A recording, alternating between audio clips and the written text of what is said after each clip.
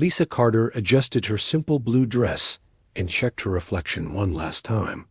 She looked like any other human diplomat, nervous, eager to please, and slightly out of place among the advanced alien species.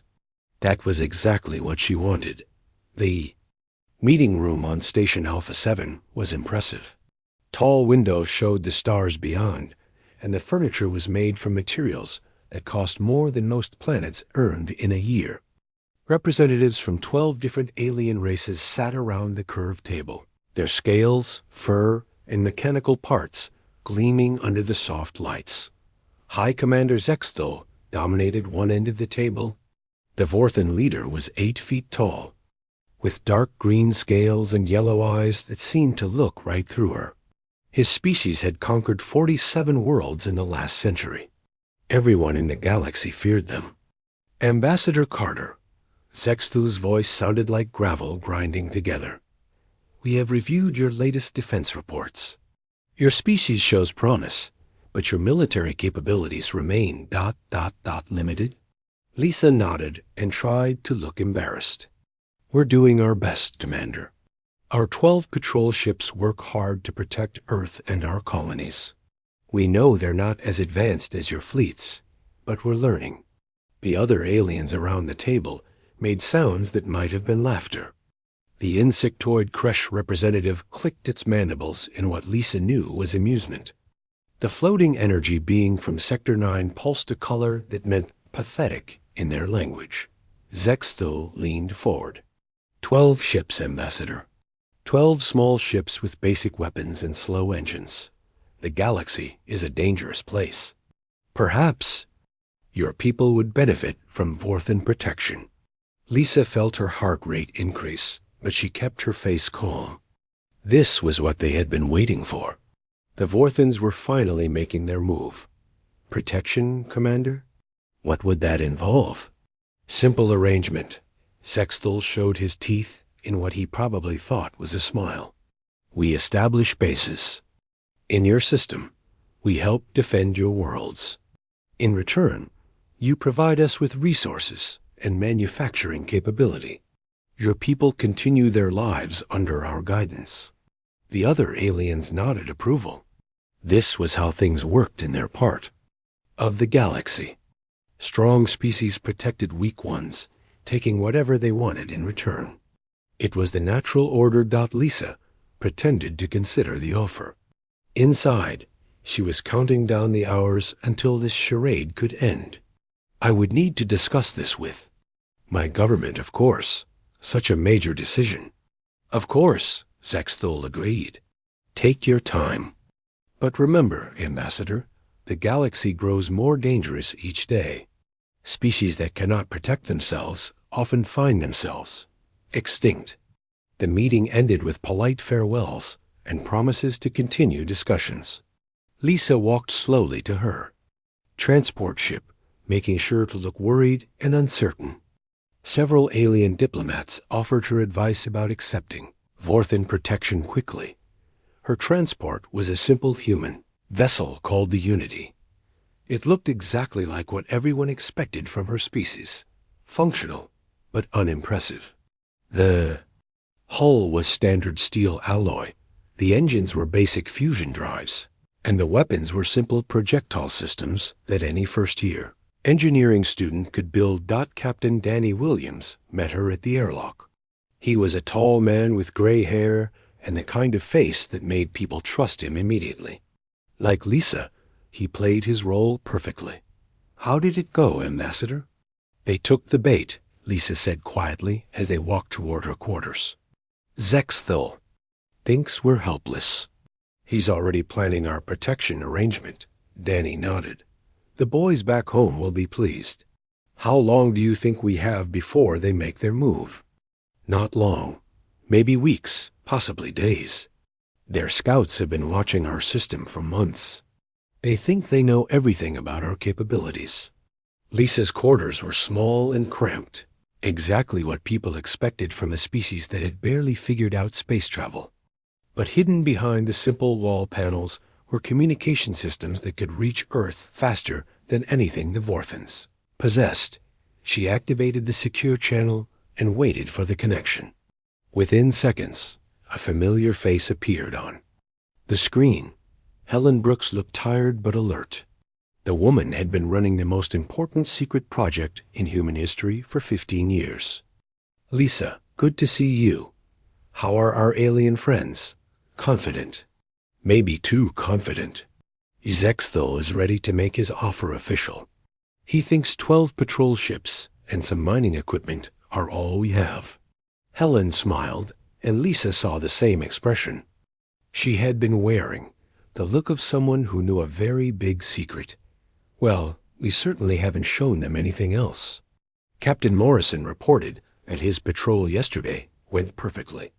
The Vorthans scanned his ship thoroughly and found exactly what we wanted them to find. Lisa thought about Captain Jake Morrison and his crew aboard the UES Defender. They were brave people, flying around the outer system in ships that looked primitive and harmless. Every day they performed their role as humanity's main defense force, never letting on that they were just actors in a much larger play. "Helen, are we really ready for this? Once they attack, there's no going back. The whole galaxy will know what we've been hiding. We've been ready for 10 years, Lisa. The question is whether they're ready for us." Helen's smile grew wider. "They think they've seen our best. They have no idea what's coming." The connection ended, and Lisa sat back in her chair.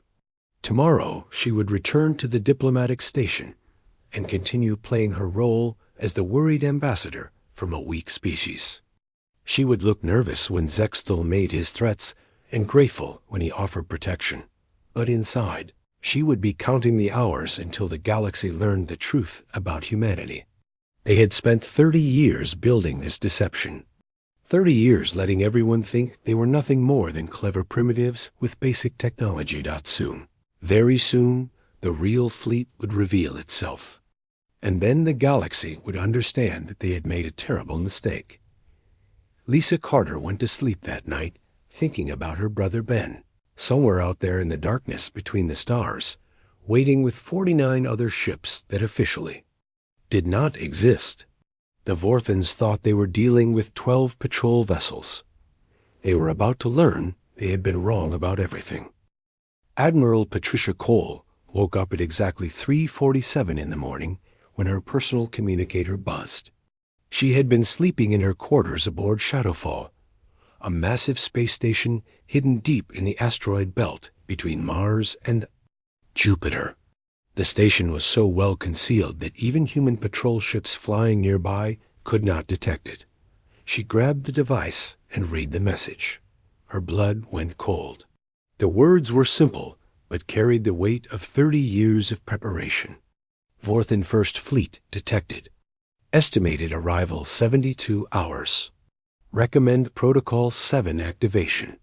Patricia had spent her entire adult life preparing for this moment. Her father had been a submarine captain in the old Earth navies, and he had taught her the most important lesson of naval warfare. Stay hidden until you are ready to strike with overwhelming force. She dressed quickly and walked through the corridors of Shadowfall. The station was huge, bigger than any city on Earth, but it had been built inside a hollowed-out asteroid to hide its true size. Thousands of people worked here. All of them sworn to secrecy about humanity's greatest military project. The command center was already busy when she arrived. Officers and technicians sat at workstations that displayed information from across the solar system. Hidden sensors tracked every ship movement, every communication, every sign of alien activity. Report. Patricia ordered as she took her place at the Central Command Station. Lieutenant Colonel Karen Smith looked up from her console. Vorthan scout ships crossed the outer detection grid 6 hours ago. Long-range sensors show a massive fleet following behind them. At least 200 warships, plus support vessels. Patricia nodded. Intelligence reports had suggested this was coming, but seeing it happen was different. What about their commander? Supreme Fleet Commander Krexful. He's leading the Armada personally. Our agents report he's confident this will be an easy victory. Of course he is, Patricia said quietly.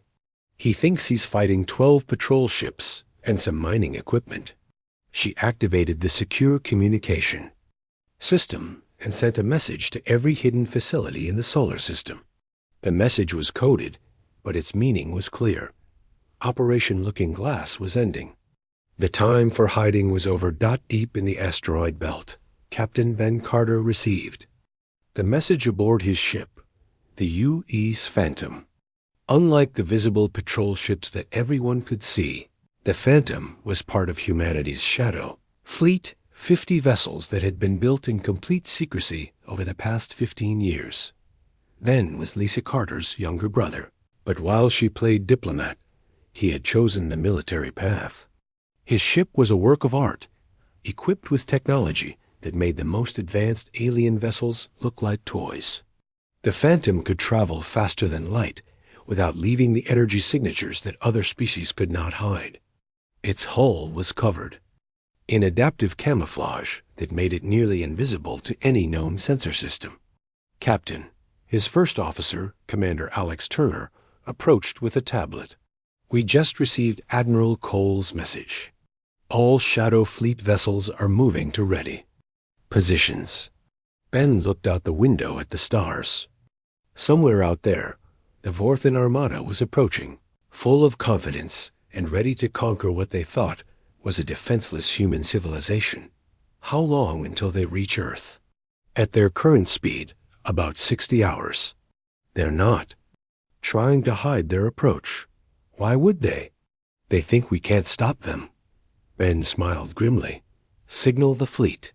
All ships are to maintain stealth protocols and move to assigned positions. And Alex? Yes, sir? Make sure everyone understands. We only get one chance to surprise them. After that, the whole galaxy will know what we can really do. Meanwhile, Captain Jake Morrison continued his patrol duties aboard the UES Defender. His ship and the 11 others like it had spent years playing the role of humanity's main defense force. Every alien scout that scanned them found exactly what they expected: basic weapons, slow engines, and technology that was impressive for a young species, but no threat to established powers. Morrison's crew knew they were bait. When the Vorthans attacked, they would be the first targets.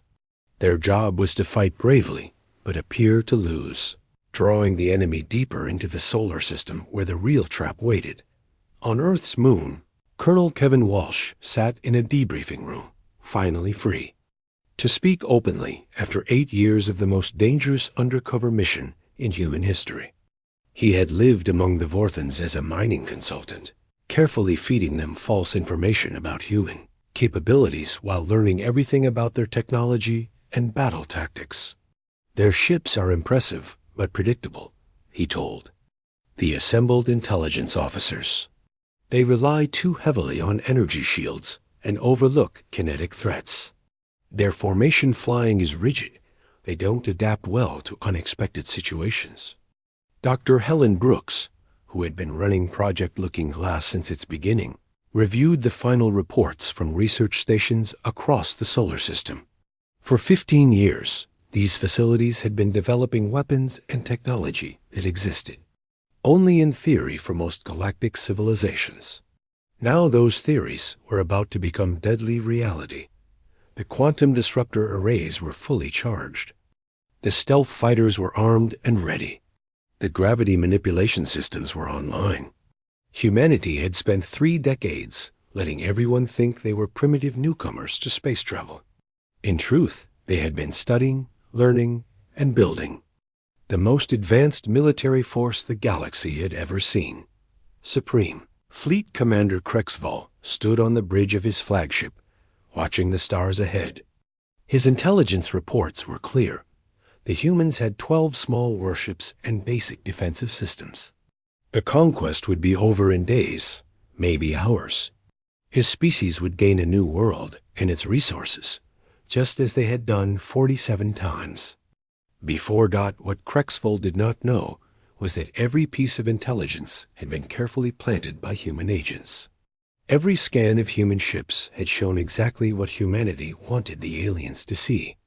Every diplomatic meeting had been performed by people who were trained actors as much as real ambassadors.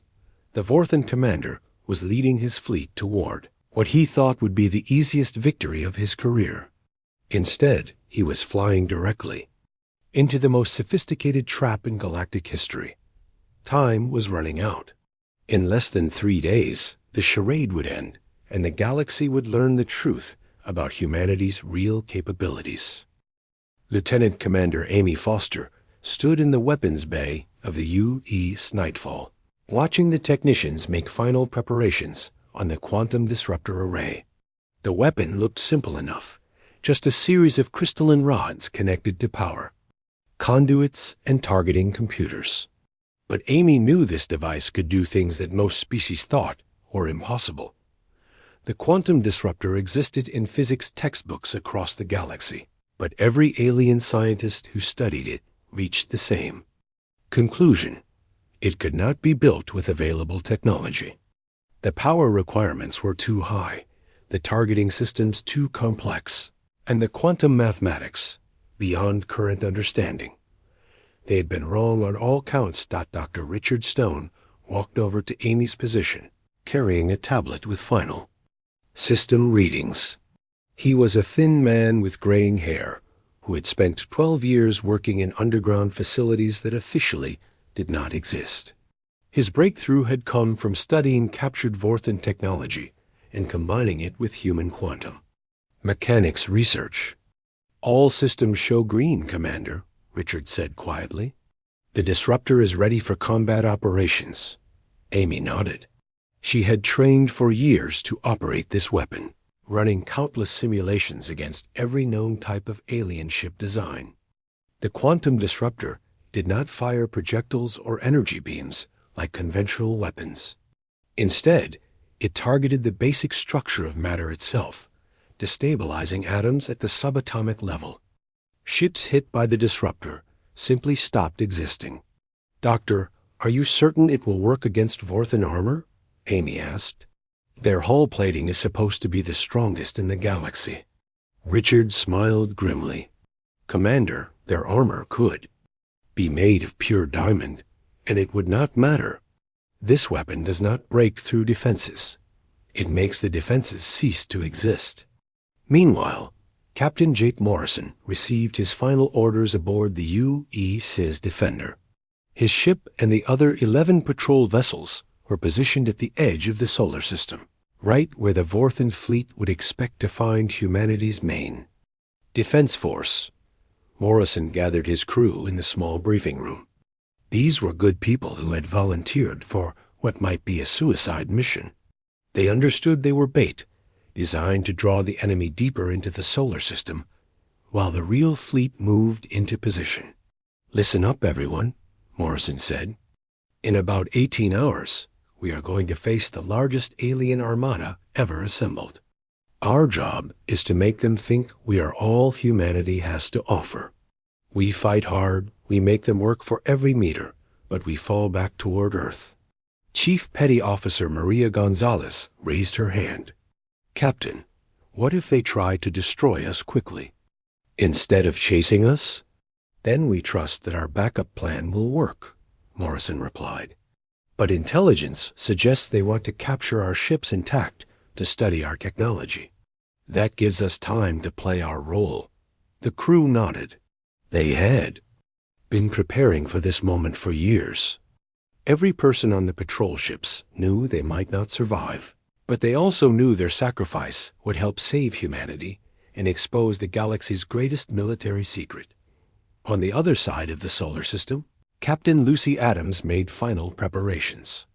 Aboard the stealth carrier U.E.S. Wraith, her ship was positioned near Saturn's rings, invisible to all known sensor systems and carrying 60 fighters that could move faster and hit harder than anything the galaxy had ever seen. Each fighter pilot had trained in simulators based on captured alien vessels, learning every weakness in Vorthan ship design. The pilots wore neural interface helmets that connected their minds directly to their ship's computers, allowing them to react faster than biological reflexes should permit. "Squadron leaders, report status," Lucy commanded from the bridge. "Red?" "Squadron ready, Captain," came the first reply. All 12 fighters armed and prepared for launch. "Blue squadron ready. Stealth systems operating at full efficiency. Green squadron standing by. Targeting computers synchronized with tactical. Data. Yellow and gold squadrons ready for immediate deployment." Lucy felt a surge of pride. These pilots were the best humanity had ever produced, flying machines that represented 15 years of secret technological development. The Vorthans thought they were the galaxy's finest military force. They were about to learn otherwise. Deep in the Kuiper Belt, Admiral Patricia Cole stood in the command center of Shadowfall Station, watching displays that showed ship positions across the entire solar system. 200 Shadow Fleet vessels were moving into carefully planned positions, creating a sphere of destruction around the approaching enemy. "Admiral," Lieutenant Colonel Karen Smith reported, "all stealth ships are in position. The Vorthans show no signs of detecting our fleet movements." "Excellent. What about our weapons systems?" "Quantum torpedoes armed and ready. Phase cannons operating normally. Gravity bombs are fully charged. All ships report ready for combat operations." Patricia looked at the tactical display showing the Vorthan Armada. Supreme Fleet Commander Krexval was leading over 200 warships directly toward what he thought was a helpless human civilization. His intelligence reports told him he faced 12 patrol ships with basic weapons and slow engines. The truth was very different.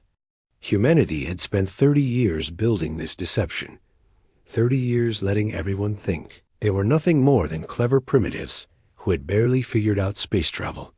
Every alien scan of human technology had been carefully managed to show exactly what humanity wanted them to see. Dr. Stone's research teams had perfected weapons that could fire through solid matter, create localized black holes, and manipulate time itself. Human ships could travel faster than light without leaving energy signatures, turn invisible to any known sensor system, and strike with precision that made alien targeting computers look like children's toys. The Vorthans believed they were conducting a simple conquest against a weak species. Instead, they were flying directly into the most sophisticated military trap in galactic history. "All stations, prepare for Protocol 7 implementation," Patricia announced. "In approximately 16 hours, Operation Looking Glass will end, and the galaxy will learn what humanity has really been building out here." The trap was set. The actors were in position. Soon, very soon, the greatest deception in galactic history would be revealed, and the balance of power among the stars would shift forever. Supreme Fleet Commander Krexval stood on the bridge of his flagship, watching the tactical display with satisfaction. His armada of 230 warships was finally engaging the pathetic human defense force, just as his intelligence, our EPORTs, had predicted. The humans had only 12 small patrol ships to defend their entire solar system. The battle was going exactly as planned. The human ships fought bravely, but their weapons barely scratched Vorthan hull plating. Their missiles exploded harmlessly against energy shields that had protected his people for centuries. Captain Morrison's UES Defender and its companion. Vessels were falling back toward their home planet, trying desperately to protect their civilian population. "Commander," his tactical officer reported, "the human ships are retreating as expected. They appear to be regrouping near the 4th planet." "Excellent," Krexval replied. "Maintain pursuit formation. We will destroy their fleet completely before moving on to Earth itself." What Krexval did not notice was the subtle energy readings beginning to appear on sensors throughout his fleet. His technicians dismissed them as background radiation from the local star. They had no idea they were seeing the first signs of humanity's real military force powering up for battle. "Admiral," Patricia Cole watched the engagement from Shadowfall Station, her hands steady on the command console, despite the magnitude of what was about to happen. The Vorthan fleet had taken the bait perfectly, spreading out in pursuit formation as they chased the human patrol ships deeper into the solar system. "All Shadow Fleet units," she announced over the secure communication channel, "prepare for decloak sequence. Target assignments are confirmed. Remember, we only get one chance to show them what we really are." Throughout the solar system, 200 hidden ships received the message. Captains who had spent years waiting for this moment checked their weapons one final time. Crews who had trained in absolute secrecy prepared to reveal humanity's greatest.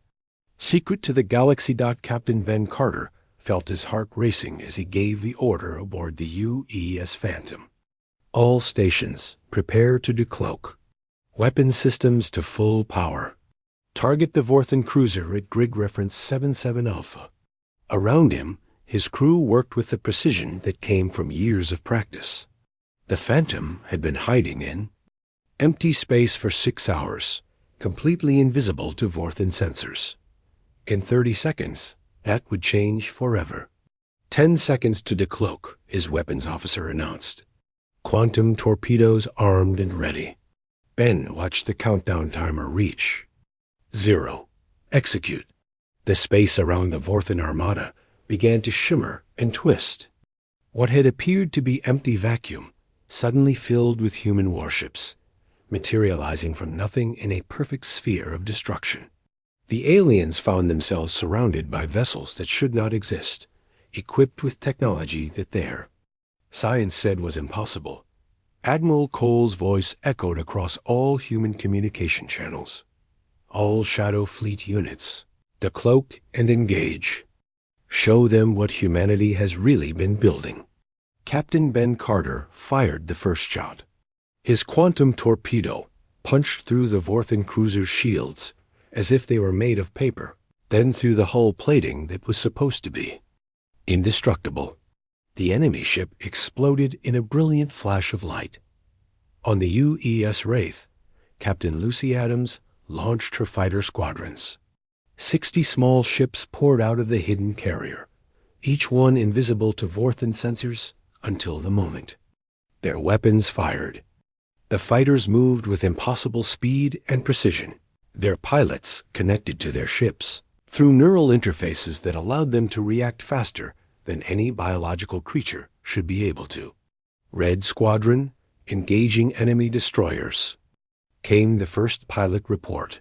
"Their targeting systems cannot track our movement patterns." Blue Squadron, targeting the command ship. "Beginning attack run now." The Vorthan fleet tried to respond, but their weapons could not lock onto targets they could not see. Their ships had been designed to fight enemies who followed the same basic rules of physics and technology. They had never faced an opponent who could appear and disappear at will, who could fire weapons that ignored shields and armor. Lieutenant Commander Amy Foster targeted the Vorthan flagship with the Nightfall's quantum disruptor array. She had trained for this moment for years, running simulations and studying alien ship designs. Now she would find out if human technology was truly superior. "Target locked," she announced. Quantum disruptor firing.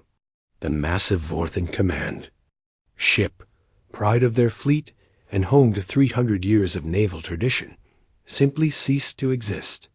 One moment it was there, a kilometer-long vessel bristling with weapons and protected by the strongest shields in the galaxy. The next moment, there was nothing but empty space and a brief flash of energy. Dr. Richard Stone's weapons performed flawlessly throughout the human fleet. Phase cannons fired through solid matter, finding their targets regardless of cover or defensive positioning.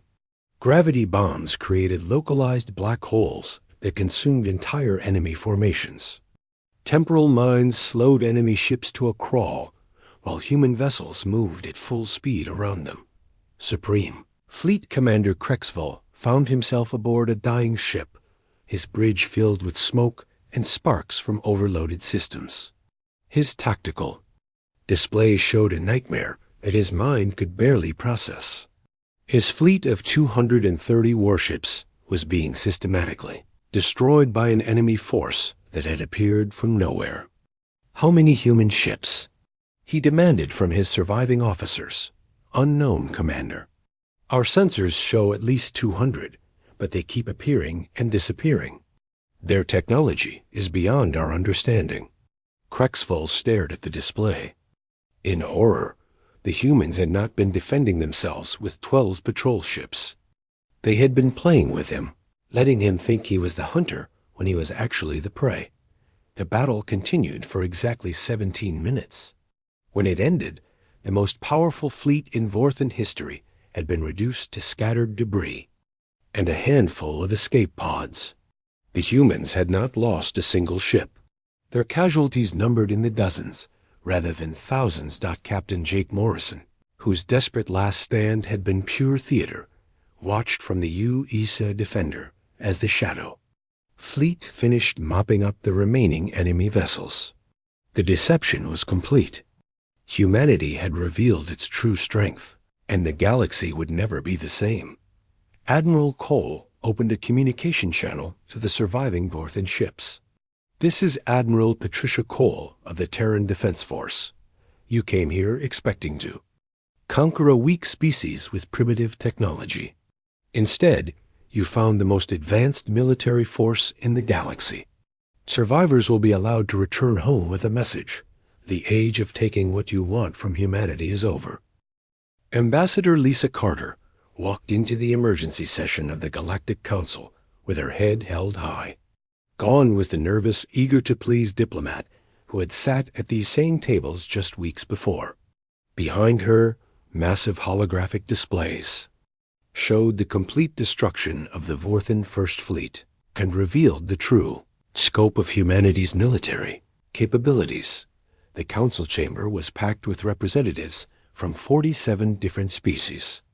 Some looked terrified, others seemed angry, and a few appeared fascinated by what they were seeing. The insectoid Kresh delegate, who had laughed at humanity's 12 patrol ships, now sat in stunned silence. "Honorable delegates," Lisa began, her voice carrying clearly through the vast chamber. "For 30 years, my people allowed you to believe we were weak. We let you think our 12 patrol ships and basic technology represented the best we could achieve. We studied your civilizations, learned your strengths and weaknesses, and quietly developed capabilities that surpassed anything you thought possible." High Commander Zexthol, one of the few Vorthan survivors, sat slumped in his chair. His scales had lost their shine, and his yellow eyes no longer held their arrogant confidence. "You deceived us," he said weakly. "You lied about your true strength." "We protected ourselves," Lisa replied firmly. "Your species has conquered 47 worlds by assuming they were weak and taking what you wanted. The age of galactic powers enslaving others simply because they can is over." The holographic displays showed footage from the battle. Shadow fleet ships appearing from nothing, weapons that made enemy vessels simply disappear, and fighter craft that moved like nothing the galaxy had ever seen. The technology gap was so vast that it seemed like magic to most of the watching aliens. Captain Jake Morrison stood on the bridge of the UEC Defender, but his ship was no longer alone at the edge of human space. 50 vessels of the Shadow Fleet now flew openly alongside the former patrol ships, their sleek hulls gleaming in the light of distant stars. His role as bait was over, and now he commanded part of humanity's liberation fleet. "Captain," his communications officer reported, "we are receiving surrender requests from Vorthan colonial governors on 6 different worlds." "They are asking for human protection," Morrison smiled. These were the same colonies that had been taken by force when their original inhabitants could not defend themselves. The enslaved populations had lived under Vorthan rule for decades, forced to mine resources and build ships for their conquerors. "Signal the fleet," Morrison ordered. "We are moving to accept their surrender." and contact the resistance groups on each world. Let them know their freedom is at hand. Admiral Patricia Cole established her new headquarters on a massive space station that emerged from hiding in the Kuiper Belt. The station was larger than any structure built by galactic civilization, a testament to humanity's true industrial capabilities. For 15 years, it had remained hidden while serving as the command center for the most ambitious military project in history. "Admiral," her aide reported, "delegations from 18 different species are requesting immediate meetings. They want to discuss new trade agreements and defensive pacts." "Of course they do," Patricia replied. "Schedule the meetings, but make sure they understand the new rules. Humanity is no longer asking for permission or begging for recognition. We are claiming our rightful place among the stars."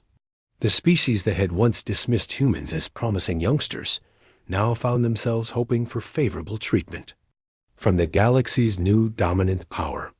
Their own fleets, once the pride of their civilizations, now seemed primitive compared to human technology.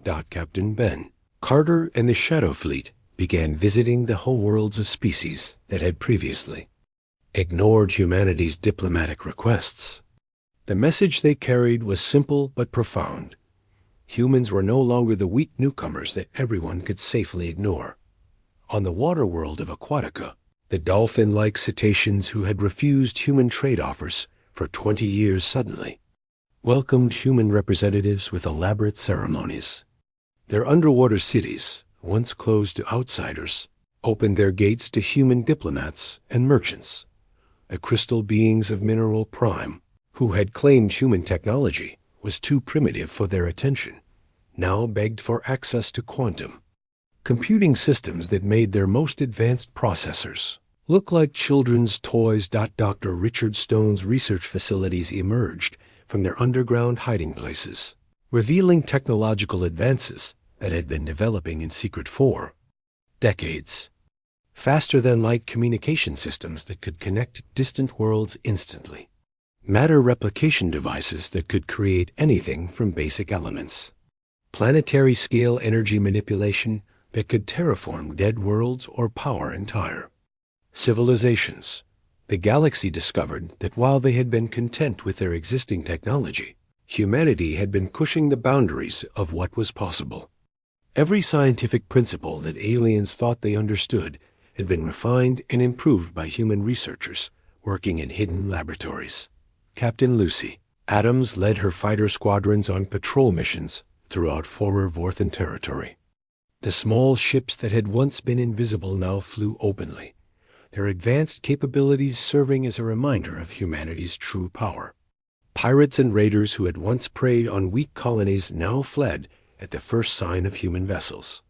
Carter concluded her address to the Galactic Council with words that would be remembered for generations. "We could have revealed our strength at any time during the past 30 years. We could have conquered worlds and enslaved species just as others have done. Instead, we chose to remain hidden until someone threatened our existence."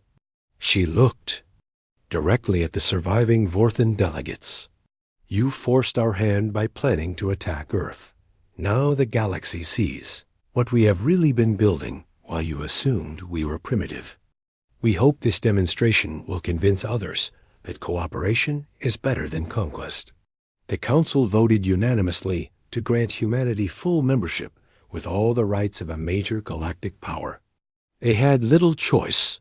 The alternative was to face the same fate as the Vorthan First Fleet. Species that had once patronized humans now competed for their favor, offering trade deals and alliance proposals. The galaxy had thought they had seen humanity's best with 12 patrol ships and mining equipment. They discovered too late that they had been watching humanity's sacrificial pawns while the real power remained hidden in the darkness. Between stars, humanity had played the longest game in galactic history, and they had won before their enemies even realized the game had begun. The age of human weakness was over, and the age of human dominance had begun.